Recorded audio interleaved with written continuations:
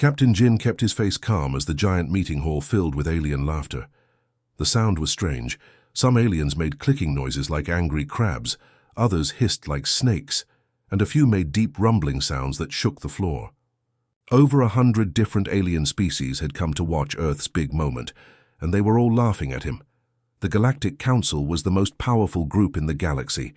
Every important species had a seat here. The room itself was amazing. Walls, made of pure energy, floating platforms where each alien ambassador sat, and a ceiling that showed real stars moving above them. But Jin didn't care about any of that right now. He just stood there waiting for the laughter to stop. "One ship," the Krill ambassador repeated, his purple tentacles moving like crazy. The Krill were one of the strongest races in the galaxy.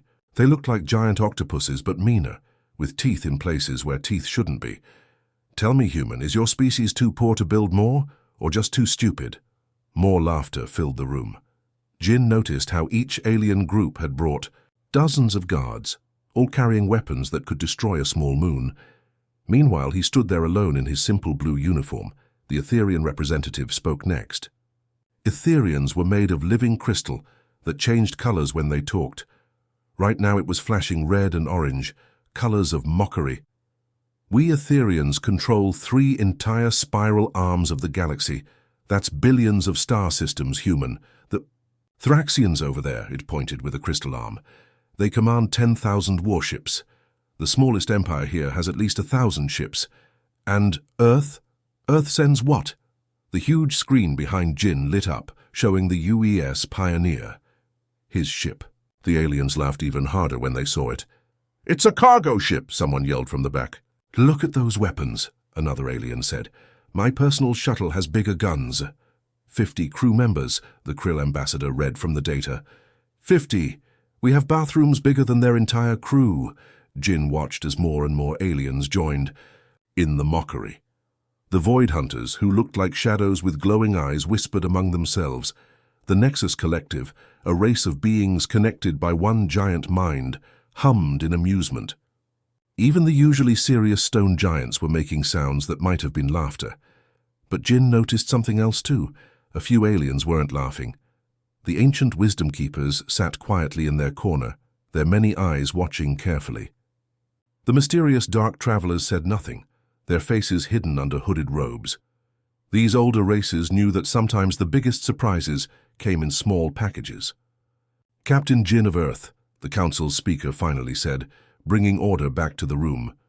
The speaker was from a race called the Neutrals, beings who had no feelings and judged everything fairly. "You have asked for Earth to join the Galactic Council, but membership requires strength, power, the ability to protect our trade routes and defend our borders. What can one small ship offer us?" Jin finally smiled. It was a small smile, but several aliens noticed it and stopped laughing. "Honored speaker," Jin said, his voice steady and clear. "You ask what one ship can offer. Let me ask you something instead. Why do you think we only sent one?" The room got a bit quieter. Some aliens looked confused. "Because that's all you have?" the Krill ambassador said, but he sounded less sure now. "No," Jin replied. "We sent one ship because that's all we need." The Etherian made a sound like breaking glass. "Impossible! No single ship could—" "You haven't seen what our ship can do," Jin interrupted. "But you will. The Pioneer is already on its way. When it arrives, you'll understand why Earth waited so long to make contact, and you'll understand why we only needed to send one." He turned to leave, then stopped. "Oh, and Ambassador Krill? You might want to warn your raiding fleets to stay away from human trade routes. Just a friendly suggestion." As Jin walked out, the laughter had completely stopped. Now there was only silence and a growing sense of worry among the aliens. "Commander." Hana floated near the main window, watching purple and gold clouds of the Helix Nebula swirl around their ship. The Pioneer had been traveling for 3 weeks now, and they were deep in alien territory. Every few hours another patrol ship would zoom past them, scan them, and fly away laughing. "Another one coming up," she announced to the bridge crew. "Looks like a Scorian patrol cruiser." The Scorian ship was beautiful and deadly, shaped like a giant metal bird, with wings that sparked with electricity. It was 5 times bigger than the Pioneer, and probably had weapons that could crack a small planet. The alien ship slowed down. As it approached, its scanners lighting up the Pioneer like a Christmas tree, Hana listened to their communications. The Pioneer's computers could translate almost any alien language now, one of Earth's little secrets. "Command, this is Patrol 7, the Scorian pilot said. "Scanning the human vessel now. Oh, this is just sad. Their shield generator looks like something my kid could build for a school project."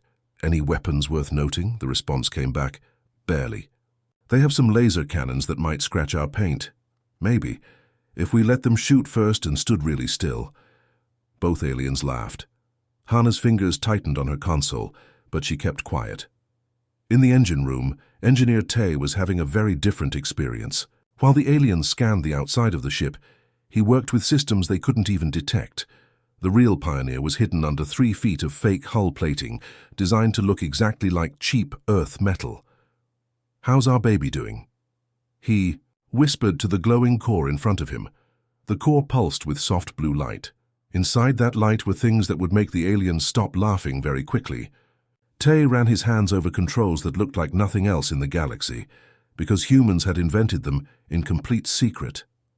"All good here," he reported to the bridge. "The masking field is perfect.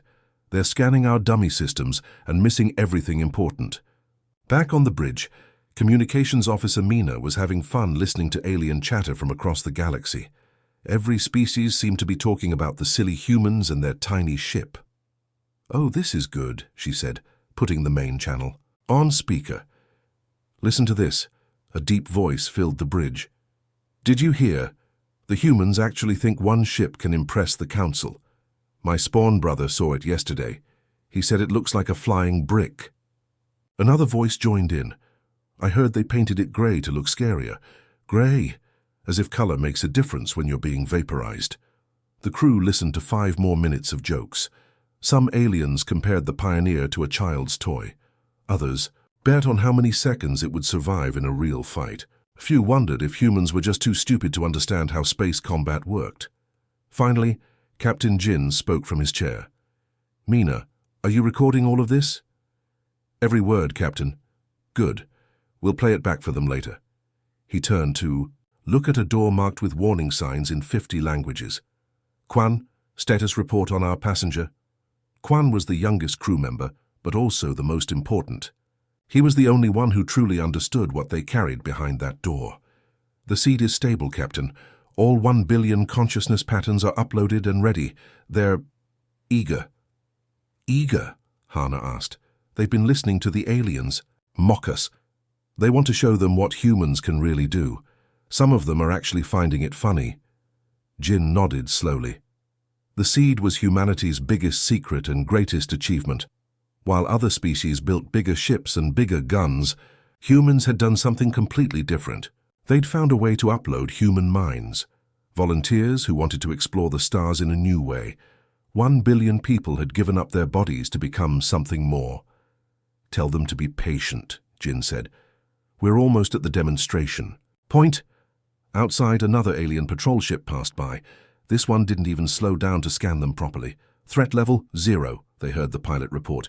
"It's that human rust bucket, not worth the energy to properly scan." Tay laughed from the engine room. "If they only knew what's under the rust." "They'll know soon enough," Jin replied. He looked at the star map on his screen. 3 more days until they reached the Kelos system. 3 more days of being laughed at. 3 more days until everything changed. "Hey, Captain," Mina said suddenly. "I'm picking up a distress signal. It's coming from..." "Oh no. It's from the Kelos system. A refugee convoy is under attack." The bridge went silent. They all knew what this meant. Jin stood up. "How far?" "If we push the engines, we can be there in 6 hours." "Do it. Looks like we're giving our demonstration early." He touched his communication badge. "All hands, this is the captain. The real journey begins now." The view on the main screen made everyone on the Pioneer's bridge hold their breath. 50 Thraxian destroyers hung in space like metal sharks, surrounding 20 small refugee ships. The refugee vessels were old and beaten up, packed with families trying to escape from a dying world. Some of them were leaking air. You could see the tiny crystals of frozen oxygen sparkling in space. "Captain," Sora said from her tactical station, her voice shaking just a little. "I'm counting 53 Thraxian warships. Each one has enough firepower to destroy a space station. Those refugee ships, they're carrying children, thousands of them." Jin's hands gripped his chair. Through the view screen, he could see the Thraxian ships moving into attack formation. They looked like giant metal insects, all sharp edges and weapon ports. Red lights blinked along their hulls, charging weapons. "How long do the refugees have?" Jin asked. "The Thraxians just sent an ultimatum. 10 minutes to surrender their ships, and cargo or they open fire." Sora swallowed hard. "Captain, those refugees have nothing worth stealing. The Thraxians are doing this for fun." That's when Jin stood up. Everyone on the bridge turned to look at him. They'd trained for this moment for years, but now that it was here, it felt unreal. "All hands, this is the captain." His voice echoed through every corner of the Pioneer. "Time to show them what humanity learned in isolation. Time to show them why we waited so long to join the galaxy." He turned to his pilot. "Hana, bring us in, put us right between those refugees and the Thraxians." "Captain," Hana said carefully, "that means all 50 ships will be aiming at us. I'm counting on it." The Pioneer's engines roared to life, not the weak rumble the aliens expected, but something deeper, something that made the whole ship vibrate like a living thing. They shot through hyperspace faster than any cargo ship should, move, and dropped out right in the middle of the battlefield. For a moment, everything stopped. The Thraxian ships actually backed up a little, surprised that anyone would be crazy enough to jump into the middle of their formation. The refugee ships sent confused messages, probably wondering if humans were as dumb as everyone said. Then the main screen lit up with an incoming message. The Thraxian commander appeared, and even on an alien face you could see the disbelief. Thraxians looked like a nightmare mixture of praying mantis and crocodile, with 4 arms and mandibles that clicked when they talked. "One human ship?" The commander's mandibles clicked faster, their way of laughing. "Against 50. Your species truly is insane. I've heard the jokes about humans, but this is beyond stupid." Jin sat back in his captain's chair, completely calm. Behind him, his crew was ready. They'd waited their whole lives for this moment. "No," Jin replied, his voice steady as steel. "We're adaptable." The Thraxian commander tilted his insect-like head. "Adaptable? What does that mean?" "You adapt to being space dust, because that's what you'll be in 30 seconds. It means we learn, we grow, we become whatever we need to be." Jin smiled, not a happy smile, but the smile of someone holding 4 aces in a poker game. "AOC Commander, while your species built the same ships for 1,000 years, we tried something different." Tay. Down in engineering, Tay's fingers flew over controls that no alien had ever seen. "Ready, Captain." "Deploy the seed." The Thraxian commander laughed again. "Seed? What are you growing, flowers? Weapons powering up. All ships, target the human vessel. Let's make this quick." He never finished the sentence. The Pioneer began to change. What looked like normal hull plating started to ripple like water. The grey metal seemed to come alive, flowing and shifting. Inside the ship, that blue glow Tay had been protecting grew brighter and brighter. "Sir," one of the Thraxian officers screamed, "something's happening to their ship. Energy readings are... This can't be right. These numbers are impossible." The commander's 4 eyes went wide. "What do you mean impossible?" "The energy signature. It's not from their engines. It's like the ship itself is alive." On the Pioneer's bridge, Jin stood up again. Behind him, the door to the seed chamber opened, and a billion voices spoke through the ship's computers in perfect harmony. "We are humanity. We are one. And we are here." The refugee ships had stopped trying to run. Even they could tell something incredible was about to happen. In the silence of space, 53 Thraxian warships faced one human vessel. David versus Goliath. Only this time David had learned some new tricks during Earth's long isolation. "Commander," Jin said to the still-shocked Thraxian, "you have 5 seconds to power down your weapons and leave. This is your only warning." The Thraxian commander's mandibles clicked in rage. "You dare threaten us? Fire! All ships fire now!" And in that moment, The galaxy learned why humans only sent one ship. The Pioneer's hull started moving like it was alive. What looked like boring grey metal began to flow like thick silver water. The fake armor plates that had fooled so many alien scans melted away, revealing something that made everyone watching gasp. Underneath was not metal at all. It was billions and billions of tiny robots, each one smaller than a grain of sand. They moved together like a silver ocean, covering every inch of the Pioneer. The ship looked like it was made of living mercury, shifting and changing every second. "What are those things?" a young refugee pilot whispered over the communications, watching from his damaged ship. On the Thraxian command ship, alarms were screaming. Officers were running around shouting numbers that made no sense. Their commander stood frozen, his four eyes locked on the impossible sight. "Analysis!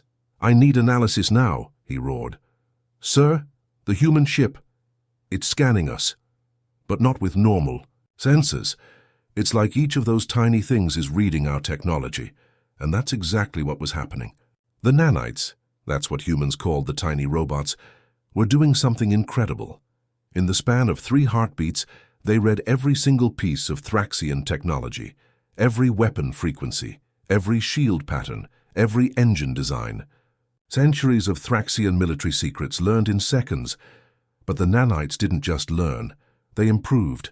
Weapons began growing from the Pioneer's surface like metal flowers blooming in fast motion. But these weren't human weapons. They looked like Thraxian plasma cannons, except better. The same design, but perfected, every flaw fixed, every weakness removed. "Those are our weapons," a Thraxian officer screamed. "But that's impossible. The Mark 7 plasma array takes 6 months to build in our best factories. The Pioneer built 60 of them in 10 seconds. Shield generators popped up next, creating an energy barrier around the ship. Again they looked like Thraxian shields, but glowed brighter, stronger. The humans had taken alien technology and made it better than the aliens ever could. "All ships fire!" the Thraxian commander screamed. "Fire everything! 50 Thraxian destroyers!" Opened fire at once. The space between them and the Pioneer turned into a river of deadly light. Plasma bolts, laser beams, and missile swarms all rushed toward the single human ship. It should have been instant death.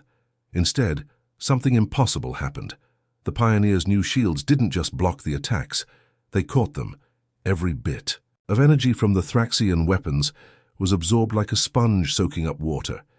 The ship glowed brighter and brighter as it drank in enough firepower to destroy a small moon. "Energy absorption complete," Sora reported calmly on the Pioneer's bridge. Returning fire with triple output, the Pioneer fired back. Not randomly, but with perfect precision, the absorbed energy shot out in focused beams, each one exactly 3 times stronger than the original attack. The beams carved through space, aimed perfectly at 3 Thraxian ships. The destroyers didn't even have time to scream. They simply stopped existing. Where 3 warships had been, there was now only glowing dust. "Impossible!" the Thraxian commander's voice broke with fear. "No species has this technology. No one can do this." On the Pioneer's bridge, Hannah's fingers danced over her controls. Data flowed across her screens faster than human eyes should. Be able to read, but she understood every bit of it.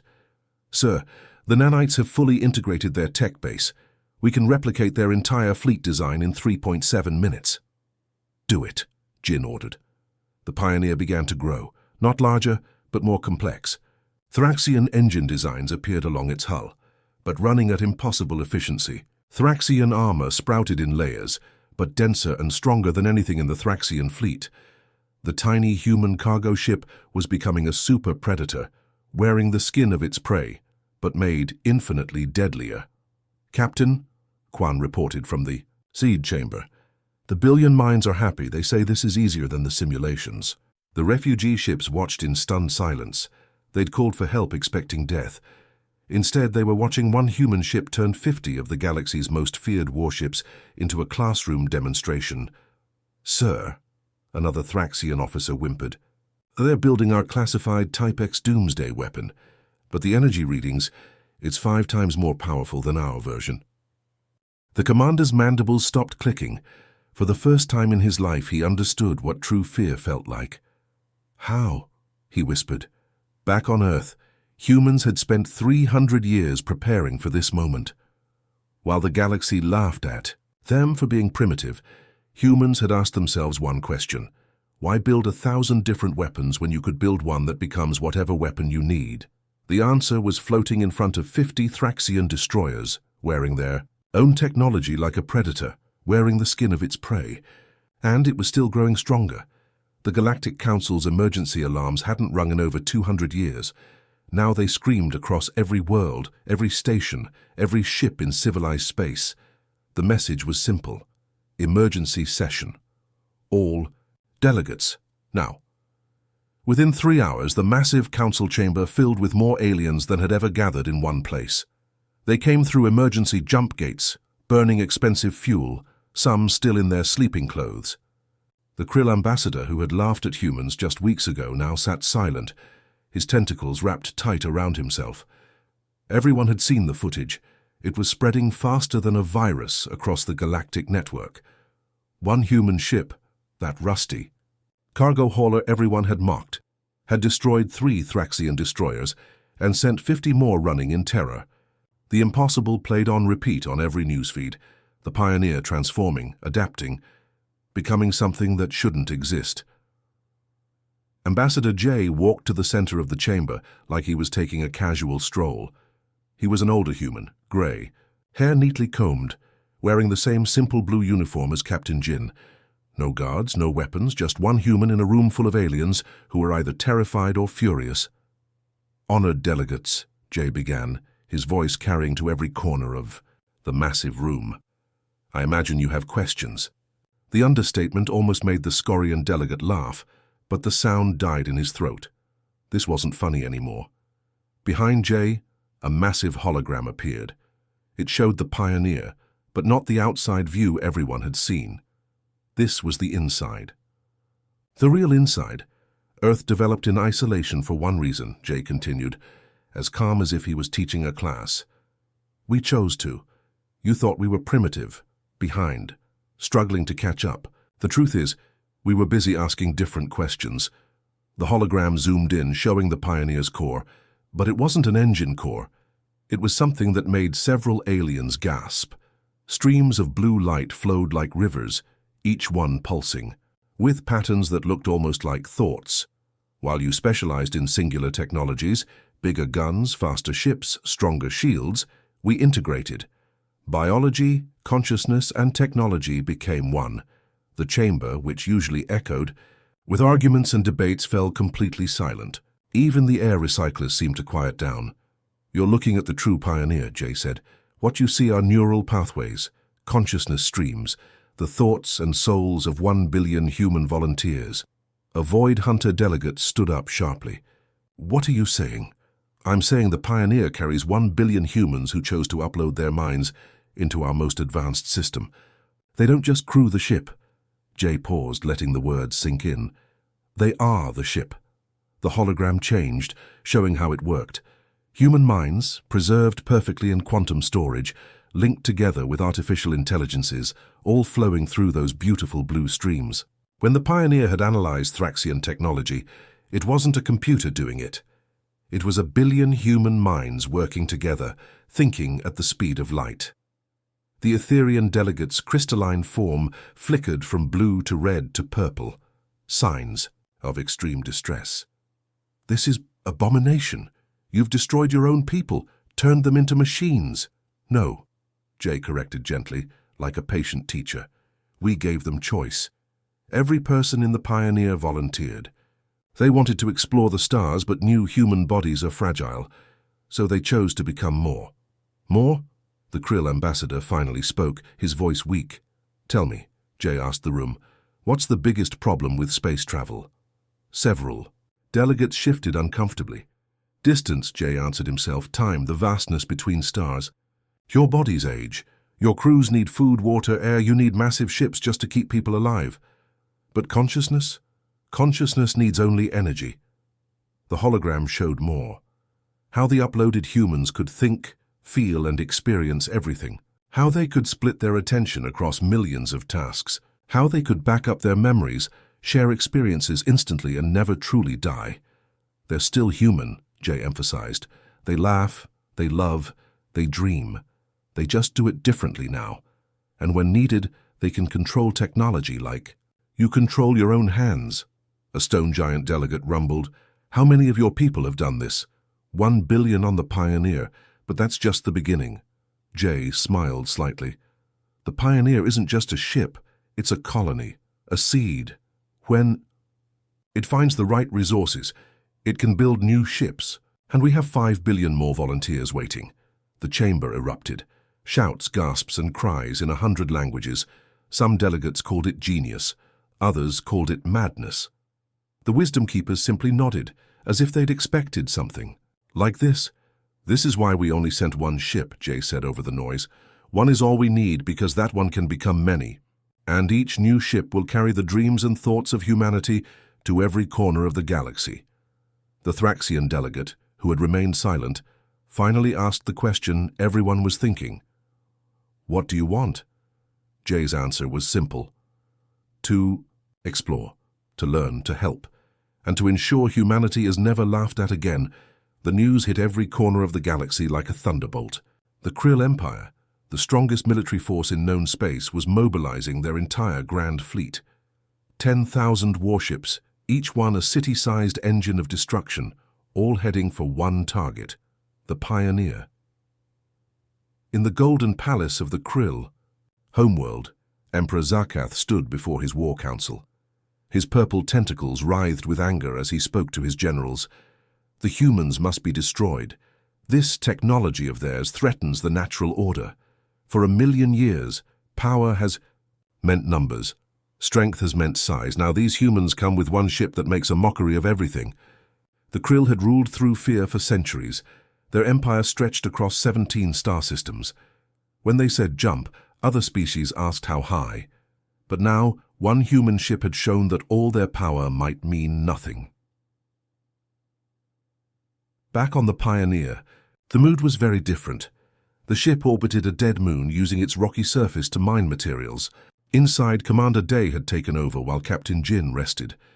Day was younger than Jin, with sharp eyes that missed nothing. He stood at the center of the bridge, watching as his crew prepared for the biggest fight in human history.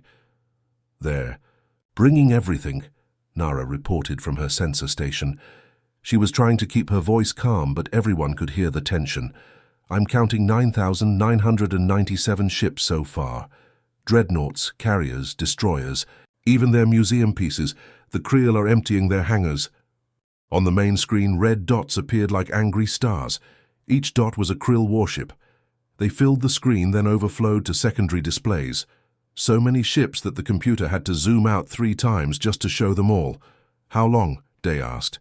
"ETA 6 hours at their current speed." A younger crew member, Yoon, looked up from his station.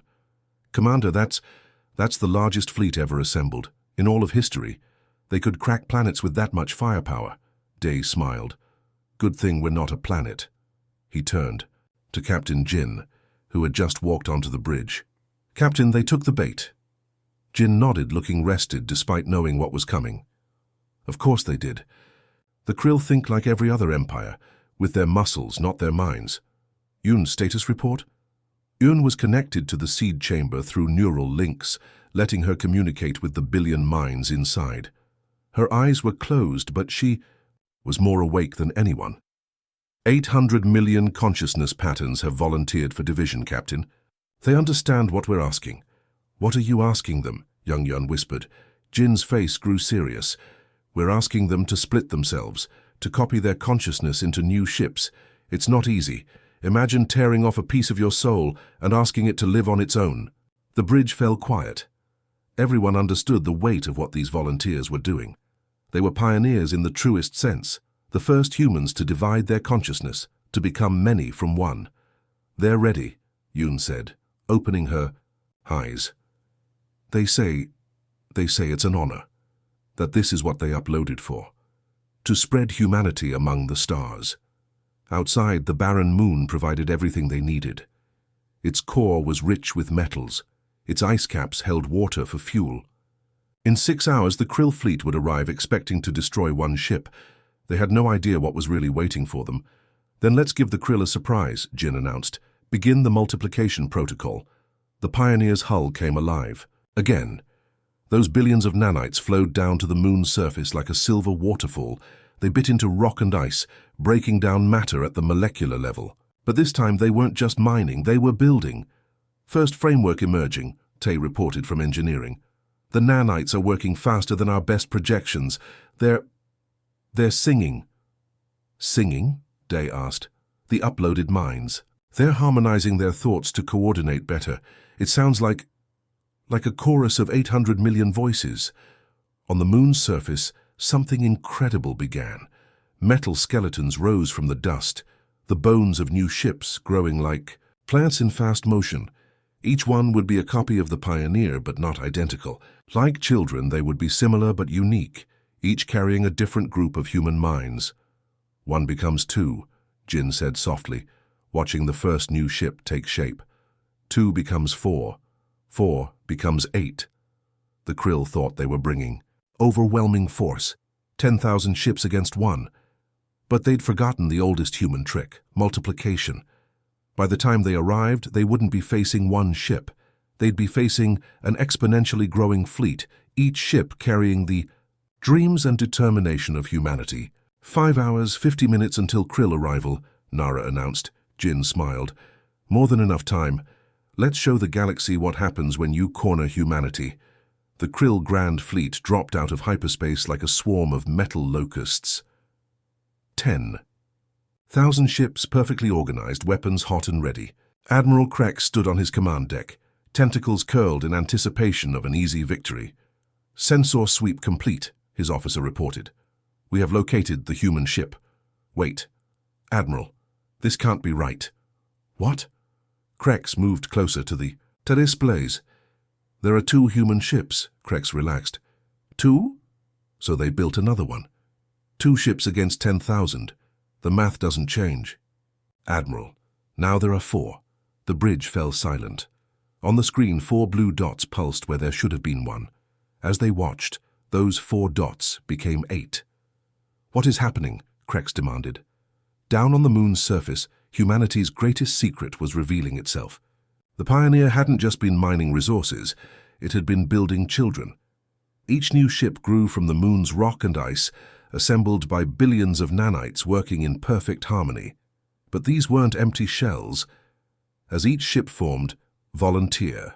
Minds flowed into it from the Pioneer. I'm really going." The consciousness that had been Teacher Park felt herself dividing, copying into a new ship. Half of her stayed in the Pioneer, half moved to Pioneer 2. Both halves were still her, but now she could explore twice as much universe. 8 became 16. 16 became 32. "Admiral," the Krill sensor officer's voice cracked. 64. "Human ships know 128. They're multiplying like bacteria." Krex watched his certain victory turning into something else entirely. "All ships, attack formation. Destroy them before they can multiply further." The Krill fleet surged forward, 10,000 ships moving as one. They opened fire at maximum range, filling space with enough energy to boil oceans. But the human ships were ready. Each Pioneer descendant was connected to its siblings through quantum communication. When one ship learned something, they all learned it instantly. When Pioneer 7 discovered a weakness in Krill shield frequencies, all 200 human ships knew it immediately. When Pioneer 43 figured out how to dodge a specific weapon pattern, her sisters could do it too. They're moving like they have one mind. A Krill captain screamed over comms he was wrong. They had 200 minds working in perfect harmony, plus the original billion still in Pioneer 1, coordinating everything. The battle was like watching a school of fish avoiding a shark. The human ships moved together, apart, swirling in patterns that made no sense, until suddenly they did. Krill. Weapons fired into empty space as human ships appeared behind them. Every attack was analyzed, learned from and countered. But humans didn't just defend. They returned fire with weapons that evolved during the battle. A plasma cannon that missed. In the first minute became perfectly accurate by the third. Shields that barely held against Krill dreadnoughts grew stronger with each hit. "They're learning." Admiral Krex watched his tactical display in horror. Every ship we destroy teaches the others how to survive, and when a human ship was destroyed, only 17 were lost. Something amazing happened. The consciousness inside uploaded itself to nearby ships in the milliseconds before destruction. The ships died, but the people inside lived on. Hour by hour, the tide turned. The Krill's numerical advantage meant nothing against an enemy that grew smarter with every second. Human ships danced between the lumbering dreadnoughts, striking precisely at weak points that they'd discovered and shared instantly. By hour 4, half the Krill fleet was gone. By hour 5, the survivors were running. By hour 6, Admiral Krek stood on his broken bridge, watching 500 human ships surrounding his remaining forces. "Sir?" Mina's voice was gentle as she reported from Pioneer 1. "We're receiving surrender signals from the Krill homeworld. The Emperor himself is asking for terms." Captain Jin had returned to the bridge for this moment. Around him, his crew waited. They had the power to destroy the Krill Empire, to take revenge for all the mockery and threats. Jin shook his head. "We're not conquerors. Send this message. Humanity offers partnership, not subjugation. We'll share our technology, help defend your borders, and explore the stars together. All we ask is respect and peace." "Captain," young Yun asked, "why?" "They tried to destroy us." "Because," Jin smiled, "being human isn't about having the biggest gun. It's about knowing when not to use it. We didn't come to the stars to rule. We came to explore, to learn, and to make friends, even with those who started as enemies. On 500 human ships, 1 billion consciousnesses agreed. They had won not just a battle, but the right to show the galaxy what humanity truly meant, the pool. Age of human expansion had begun, not through conquest, but through connection 1 month. That's all it took for the galaxy to completely change. A merchant captain named Oshi was hauling grain through the Serpent's Path trade route when pirates ambushed him. 12 raider ships, armed to the teeth, demanding all his cargo. Oshi prepared to surrender. Better to lose cargo than lives. Then a human ship appeared.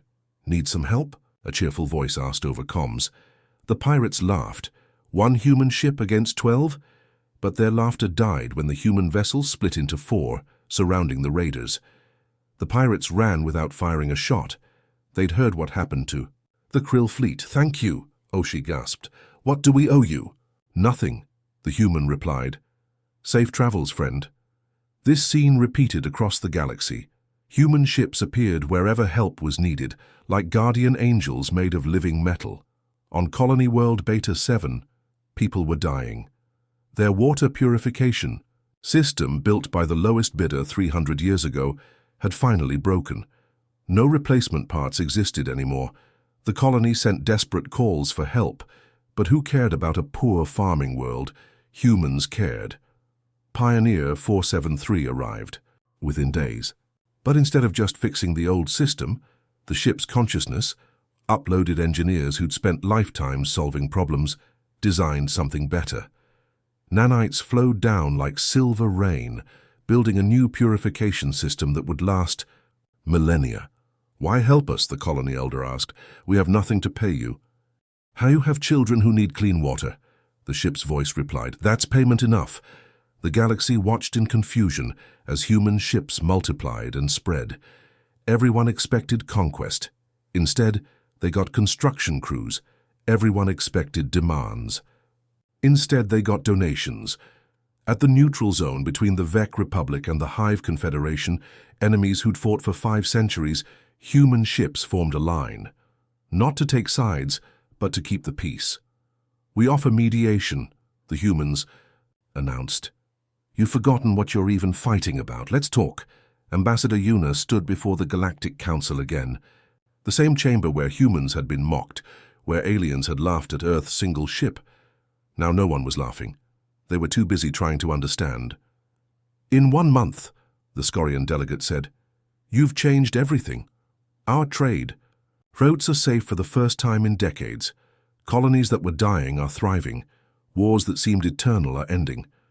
How?" Yuna smiled. She was younger than Ambassador J, with kind eyes and a voice that carried warmth even through Universal. "Translators, we don't want to rule. We want to uplift. Every ship we create carries the uploaded minds of teachers, healers, engineers, and diplomats, people who volunteered not to conquer, but to help. But why? The question came from a dozen voices at once. Because that's what humans do. We see a problem, we fix it. We see suffering, we help. We see conflict, we mediate. Earth spent centuries fighting among ourselves. We learned that winning isn't about defeating enemies, it's about turning them into friends. The Thraxian representative shifted uncomfortably. His people had attacked refugees and been defeated by humans. But instead of revenge, humans had helped repair Thraxian colonies damaged in their own civil wars. How many ships do you have now? He asked the question everyone wondered. Currently? 3,000. Yuna, let that sink in. 3,000 ships in 1 month, each one carrying uploaded human consciousness, each one capable of building more. By next week, whatever the galaxy needs. Whatever the galaxy needs, the Etherian repeated slowly. Not whatever you want. Whatever we need. Exactly. The chamber fell silent as understanding dawned. Humans hadn't just brought new technology. They'd brought a new way of thinking. In a galaxy where might made right, where the strong took from, the weak humans offered something revolutionary. Help without conditions. There's a human phrase, Yuna continued. Today you, tomorrow me. It means we help others because someday we might need help ourselves. But more than that, we help because it's right. On the main screen, a map showed human positions across the galaxy. Green dots at trade routes protecting merchants, blue dots at struggling colonies providing aid, white dots at conflict zones keeping peace.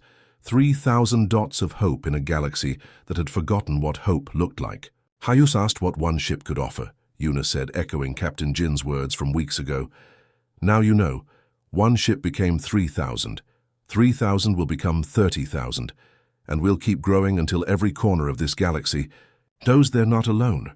That when they call for help, someone will answer. The vote for Earth's full membership in the Galactic Council wasn't close. It was unanimous. The same chamber.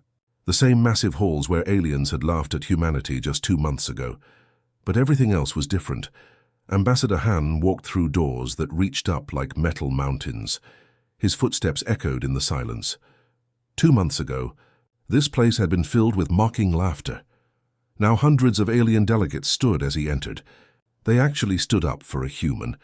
The ceremony platform waited at the center, glowing with soft light. The treaty itself was a work of art.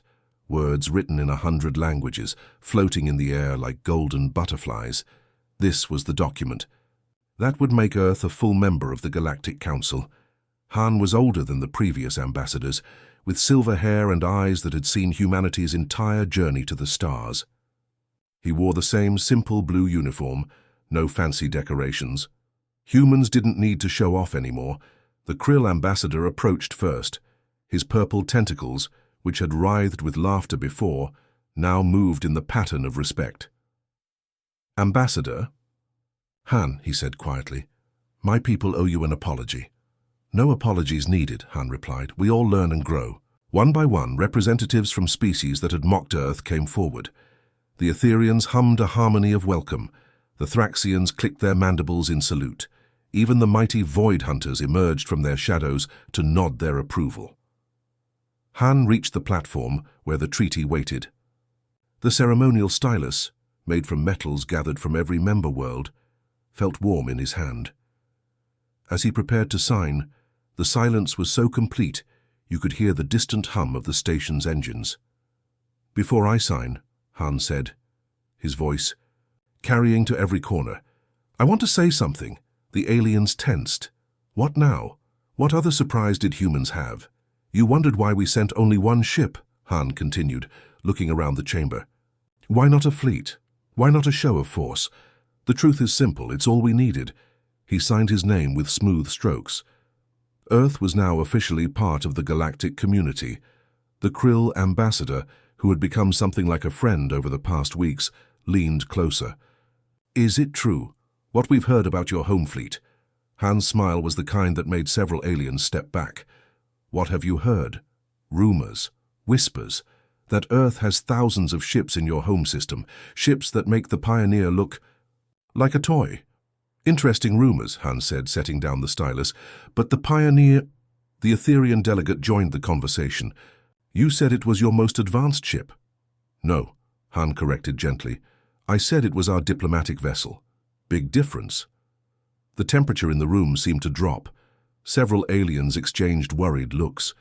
The Pioneer was our olive branch, Han explained. Unarmed by our standards. We have a saying on Earth, speak softly and carry a big stick. What does that mean? The Etherian inquired, its crystalline form flickering nervously. Han looked directly at the assembled aliens, leaders of empires, commanders of vast fleets, powers that had ruled space for millennia, and he smiled. It means, Han said, his voice carrying the weight of humanity's hidden strength, that if the Pioneer was us speaking softly, you really don't want to see our stick. Our actual defense fleet has never left Sol System. We've never needed it to.